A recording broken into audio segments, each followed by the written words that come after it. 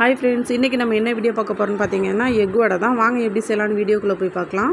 அதுக்கு 5 முட்டையை எடுத்து வேக வச்சுருக்கேன்.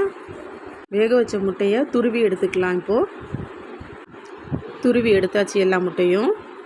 ஒரு பெரிய சைஸ் வெங்காயம் பொடியாக கட் பண்ணி வச்சுருக்கேன், அதை சேர்த்துக்கிறேன். அது கூடவே ஒரு பச்சை மிளகாய் சேர்த்துருக்கேன்.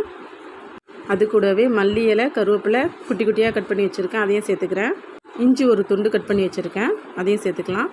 மிளகுத்தூள் 1/4 ஸ்பூனு, ஜீரகத்தூள் 1/4 ஸ்பூனு, மிளகாய்த்தூள் 1/4 ஸ்பூனு, அப்புறம் கடலை மாவு 2 ஸ்பூன் சேர்த்துருக்கேன். அது கூடவே அரிசி மாவு 1 ஸ்பூன் சேர்த்துருக்கேன். இப்போது தேவையான அளவு உப்பு சேர்த்து எல்லாத்தையும் நல்லா கலந்து விட்டுக்கலாம். நல்லா கலந்து விட்டாச்சு. அடுத்து ஒரு முட்டையை எடுத்து நல்லா அடித்து வச்சுருக்கிறேன். அந்த கலவையோடு சேர்த்து நல்லா கலந்து விட்டுக்கலாம். அந்த முட்டை கலவையை கொஞ்சமாக சேர்த்து நல்லா கலந்து விட்டுக்கலாம். கலந்து விட்டாச்சு. இப்போது வடை மாதிரி தட்டிக்கலாம். தட்டி வச்சாச்சு.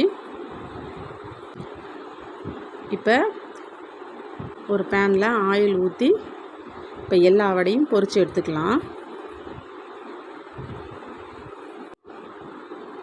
நல்லா பொரிஞ்சதுக்கப்புறம் எல்லாத்தையும் திருப்பி போட்டுக்கலாம். அவ்வளோதான் ஃப்ரெண்ட்ஸ், நம்ம எக் வடை ரெடி ஆகிடுச்சு. இந்த வீடியோ பிடிச்சிருந்துச்சுன்னா லைக், ஷேர், கமெண்ட் பண்ணுங்கள். பாய்.